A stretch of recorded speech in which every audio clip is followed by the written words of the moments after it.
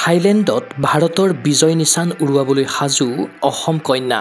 Thailand world youth games চেম্পিয়নশ্বিপলৈ কলিয়াবৰৰ পঞ্চী হাজৰিকা।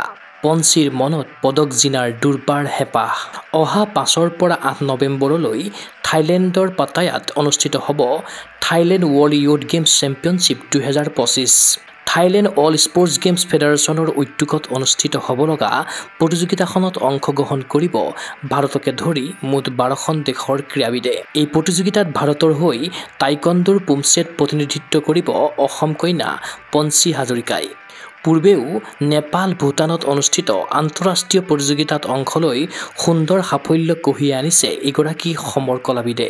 খেলুৱৈগৰাকী বুধবাৰে গুৱাহাটীৰ পৰা কলকাতা আৰু কলকাতাৰ পৰা থাইলেণ্ডলৈ বিমানেৰে ৰাওনা হ'ব।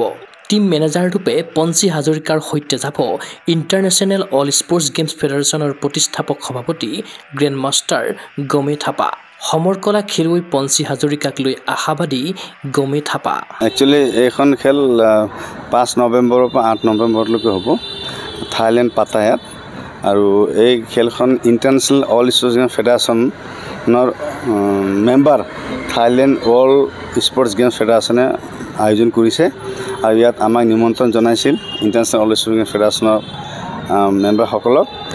তাৰ ভিতৰত নৰ্থ ইষ্টৰ ভিতৰত আজি এজনে পাৰ্টিচিপেট কৰিবলৈ গৈ আছে। তাই হ'ল পঞ্চী হাজৰিকা, নগাঁও কলিয়াবৰৰ ছোৱালী হয় আৰু টাইকাণ্ডো খেলুৱৈ হয়। আৰু আগতো বহুত খেল আমাৰ তাই খেলিছে, ইণ্টাৰনেশ্যনেল খেল খেলিছে। আৰু তাই যাতে খেলখন সাফল্যমণ্ডিত হয় সেইটো মই আশা কৰিছোঁ। তাই ৰিপ্ৰেজেণ্ট কৰিব টাইকাণ্ডোৰ পুমছেট কৰিব। এইটো ইণ্টাৰনেশ্যনেল অল স্পৰ্টছ গেমছ ফেডাৰেশ্যনৰ অধীনত গৈ আছে আৰু মই নিজে ফাউণ্ডাৰ প্ৰেছিডেণ্ট হয় আৰু মই নিজে লৈ গৈ আছোঁ। তেওঁলোকে কৈছে যে 12খনমান দেশ হ'ব বুলি কৈছে আমাক, ৰিপৰ্টটো আহিছে। এতিয়া তাত গৈ পেলাইহে গম পাওঁ মানে। চিলেকশ্যন একচুৱেলি তাই বহুবাৰ ইণ্টাৰনেশ্যনেল খেল খেলিল। ইণ্টাৰনেশ্যনেল খেল খেলাৰ পিছত আমি তাইক চিলেকশ্যন কৰিছোঁ। আমাৰ বৰ্ডে চিলেকশ্যন কৰিছোঁ ডাইৰেক্টলি। আশা আছে পুমছে ভাল কৰিছে। তাই নেপাল ভূটান এইবিলাকত চবতে কৰিছে, তাই ইণ্টাৰনেশ্যনেল গেমছ খেলিছে। এইখন অলপ ডাঙৰ ইভেণ্ট হ'ব, তাতো আশা কৰিছোঁ যে গ'ল্ড আনিব। হয়, উল্লেখ্য যে নগাঁও কলিয়াবৰৰ সোণাৰী গাঁৱৰ কন্যা হ'ল পঞ্চী হাজৰিকা। কলিয়াবৰৰ পৰা টাইকণ্ডোৰ কেৰিয়াৰ আৰম্ভ কৰা পঞ্চীৰ প্ৰশিক্ষক হ'ল পৰকজ্যোতি দাস। অসম এৰাৰ প্ৰাকখনত অসমবাসীৰ পৰা আশীৰ্বাদ বিচাৰিলে সমৰ কলা খেলুৱৈ পঞ্চী হাজৰিকাই। নমস্কাৰ সকলোলৈকে, মোৰ নাম পঞ্চী হাজৰিকা। মই নগাঁও কলিয়াবৰৰ সোণাৰী গাঁৱৰ ছোৱালী আৰু মই টাইকণ্ডো খেলোঁ আৰু মোৰ কোচৰ নাম হৈছে পৰকজ্যোতি দাস ছাৰ। আমি কলিয়াবৰতে আমি প্ৰেক্টিছ কৰিছিলোঁ। মোৰ ফাৰ্ষ্ট প্ৰেক্টিছৰ প্লেচ হৈছিলে বিমলা একাডেমি বাগজান আৰু তাৰ পৰাই মই ফাৰ্ষ্ট নেশ্যনেল খেলিছিলোঁ। তাৰপিছত বহুত ইণ্টাৰনেশ্যনেল গেম খেলিলোঁ, তাত মই সোণৰ পদক পাবলৈ সক্ষম হৈছোঁ। এতিয়ালৈকে মই যিমানটা ইণ্টাৰনেশ্যনেল খেলিছোঁ ইভেণ্ট, মই চবতে গ'ল্ড পাইছোঁ। আৰু চব খেলতকৈ এইটো অকণ বেলেগ হ'ব, কাৰণ এইটো চেম্পিয়নশ্বিপ হয়। আৰু এইটোত যাতে আপোনালোকৰ চবৰে মৰম আশীৰ্বাদ কৰিব, যাতে এইবাৰ মই অসমলৈ সোণৰ পদকটো আনিবলৈ সক্ষম হওঁ। আৰু পৰিয়াল লগতে চবকে যাতে মই সোণৰ পদকটো দেখাবলৈ সক্ষম হওঁ, যাতে মই খেলি আহি থাইলেণ্ডৰ পৰা খেলি আহি পেলাই সোণৰ পদকটো মই আনিছোঁ অসমলৈ। তাৰে কাৰণে চবে আশীৰ্বাদ কৰিব। আগতে মই ফাৰ্ষ্ট ভূটান খেলিছোঁ, তাৰপিছত অলৰেডি মই গুৱাহাটীত 2বাৰ খেলিলোঁ, তাৰপিছত ভূটান খেলিলোঁ আৰু নেপাল 3বাৰ খেলিছোঁ।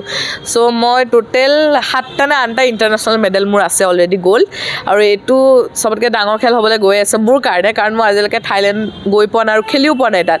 তো এইটো চবতকৈ মোৰ ডাঙৰ খেল হ'বলৈ গৈ আছে। চ' চবৰে আশীৰ্বাদ লাগিবই। প্ৰেক্টিছটোতো কৰিছোঁৱেই তিমানখিনি, আৰু আশীৰ্বাদ কৰিব যাতে মই সোণৰ পদক আনিবলৈ সক্ষম হওঁ।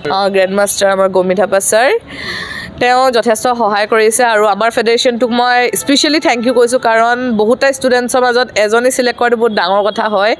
প্ৰিপেৰেশ্যন কৰিছোঁ, ভালেই হৈছে বহুত। তাত এতিয়া অপনেণ্টৰ ওপৰত ডিপেণ্ড কৰিব, কাৰণ বহুতটা দেশ আহিব। অলৰেডি 11-12টা দেশ আহিবই, তাত 12খন দেশ আহিবই। চ' প্ৰিপেৰেশ্যন ভালেই চলিছে। এতিয়া মই ছিনিয়ৰ লেভেলত খেলিম আৰু পুমছে খেলিম, আণ্ডাৰ 19। আশাটোতো আছে, এতিয়া চবৰে আশীৰ্বাদৰ ওপৰতো ডিপেণ্ড কৰিব। আৰু মই যিমানখিনি প্ৰেক্টিছ কৰিছোঁ, মোৰ বিশ্বাস আছে যে মই এটা নহয় এটা পজিশ্যন আনিমেই। বুধবাৰে হ'ম, 5 তাৰিখে হ'ম। ইয়াৰ পৰা কলকাতালৈ ফ্লাইট আছে, তাৰপিছত থাইলেণ্ড। ক্ৰীড়া অনুৰাগীৰ আশা থাইলেণ্ডত স্বপ্ৰতিভাৰে উজলি উঠক পঞ্চী হাজৰিকা। ক্ৰীড়াৰ ৰণক্ষেত্ৰত প্ৰতিপক্ষক প্ৰতিহত কৰি দেশলৈ পদক জয়ৰ কৃতিত্ব কঢ়িয়াই আনক কলিয়াবৰৰ তৰুণী পঞ্চী হাজৰিকাই। নিউজ ডেস্ক ৰিপৰ্ট গগো স্পৰ্টছ এনি। ফিজিকেল এডুকেশ্যন বিষয়ত ডিগ্ৰী পাঠ্যক্ৰমৰ কাৰণে অসম তথা উত্তৰ পূৰ্বাঞ্চলৰ প্ৰথমখন শিক্ষানুষ্ঠান অভিৰুচি ইনষ্টিটিউট অৱ ফিজিকেল এডুকেশ্যন। 2 বছৰীয়া ফিজিকেল এডুকেশ্যনৰ BPEd পাঠ্যক্ৰম আৰু 4 বছৰীয়া BPES পাঠ্যক্ৰমৰ বাবে নামভৰ্তি চলি আছে। বিতংকৈ জানিবৰ বাবে আজি যোগাযোগ কৰক। যোগাযোগৰ নম্বৰসমূহ হৈছে 9435100098, 700222 33540, 88765210998, ৱেবছাইট www.aipguwahati.in।